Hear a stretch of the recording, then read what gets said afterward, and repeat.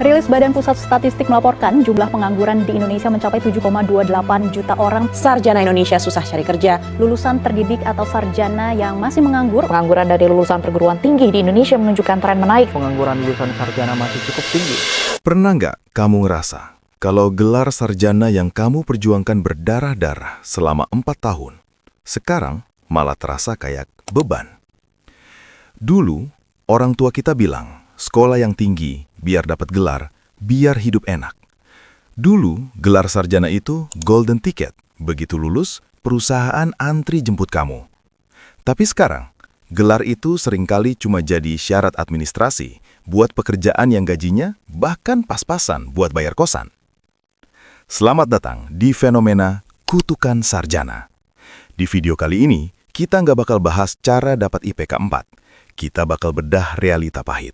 Kenapa semakin tinggi pendidikanmu, tantangan hidupmu justru makin gak masuk akal? Dan kenapa ijazahmu sekarang mungkin sedang mengalami inflasi? Mari kita bicara data. Ada teori sosiologi dari Randall Collins bernama credential inflation. Logikanya sama kayak inflasi uang. Kalau uang dicetak terlalu banyak, maka nilainya turun. Begitupun dengan mahasiswa. Mari kita bahas. Berdasarkan data terbaru per 6 Februari 2025, tingkat pengangguran kita kini mencapai 7,28 juta orang. Dan yang lebih mengejutkan, persentase pengangguran dari lulusan sarjana kini menyentuh angka 5,25%.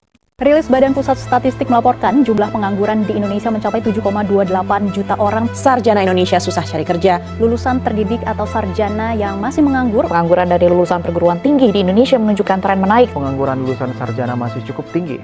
Kenapa ini terjadi? Karena sekarang hampir semua orang punya gelar sarjana.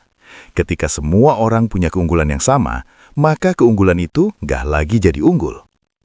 Dulu, punya gelar sarjana itu kayak punya mobil di desa, mewah. Tapi sekarang, punya gelar sarjana itu kayak punya HP, standar. Akibatnya, perusahaan mulai naikin standar yang nggak masuk akal. Mau jadi admin aja, syaratnya harus S1 dari lulusan ternama. Ini bukan salahmu. Ini adalah anomali sistem yang memaksa kita berlari lebih kencang hanya untuk tetap di tempat yang sama. Masalah kedua adalah the skill gap. Riset dari World Economic Forum menyebutkan kalau lebih dari 50% karyawan di dunia butuh belajar ulang karena teknologi berubah terlalu cepat. Bayangkan, kamu belajar teori ekonomi atau komunikasi yang ditulis di buku tahun 2005, sementara pas kamu lulus, dunia udah dikuasai oleh AI, algoritma, dan data. Kampus seringkali ngajarin kita cara menghafal, padahal yang dunia kerja butuhin adalah cara memecahkan masalah. Kita dididik buat jadi pegawai yang patuh, tapi dunia sekarang butuh orang yang adaptif.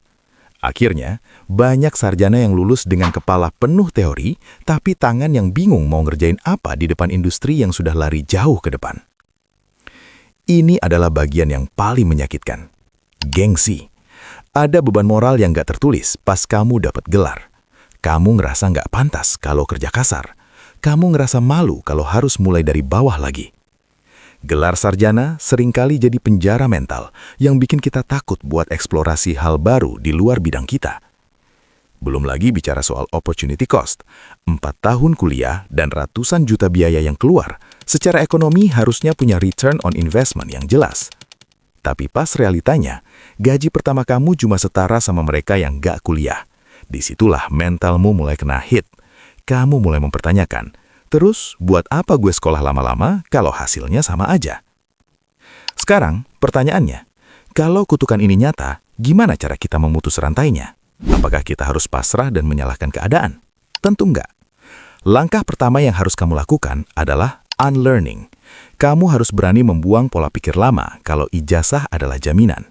Di dunia kerja sekarang, ijazah itu cuma tiket masuk stadion, tapi performa kamu di lapangan lah yang nentuin kamu bakal jadi pemain bintang atau cuma duduk di bangku cadangan. Solusi konkret pertama, bangun portfolio, bukan cuma CV. Dunia nggak lagi tanya apa jurusanmu, tapi apa yang pernah kamu buat. Bukti nyata jauh lebih berisik daripada deretan nilai di transkrip jenjang pendidikanmu. Kedua, kuasai high income skills. Jangan cuma bergantung pada apa yang diajarkan dosen. Cari satu skill yang permintaannya tinggi tapi supply-nya sedikit. Ingat, di internet kamu bisa belajar dari ahli terbaik di dunia secara gratis atau murah. Ketiga, networking adalah net worth. Keluar dari menara gading akademik, coba hubungi mereka di LinkedIn, ajak diskusi atau tawarkan bantuan. Seringkali, peluang besar datang dari koneksi. Terakhir, turunkan ekspektasi, naikkan standar kerja. Ada perbedaan besar antara bekerja rendah dengan berpikir rendah. Jadikan pekerjaan pertamamu sebagai sekolah kedua yang dibayar. Ingat, ijazahmu itu benda mati, tapi kamulah penggeraknya. Jangan biarkan selembar kertas membatasi potensi besarmu. Kamu lebih dari sekedar gelar yang tertulis di undangan pernikahan. Pada akhirnya, ijazah itu cuma garis start, bukan garis finish. Kutukan sarjana hanya akan berlaku bagi mereka yang menganggap belajar itu berhenti setelah lempar toga. Tapi bagi kamu yang sadar bahwa dunia ini adalah ruang kelas yang gak pernah tutup, gelar itu justru akan jadi alat yang sangat kuat. Dunia gak butuh lebih banyak orang yang cuma punya gelar di belakang nama. Dunia butuh orang-orang yang bisa memberikan solusi, punya empati, dan berani untuk terus beradaptasi.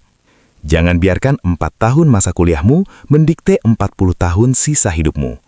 Kamu jauh lebih luas dari sekedar jurusan yang kamu pilih dulu.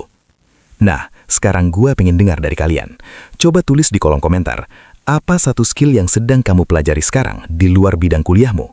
Atau apa satu penyesalan yang pingin kamu ubah jadi kekuatan? Mari kita bangun komunitas yang saling dukung di sini, bukan cuma buat pamer gelar, tapi buat pamer progres.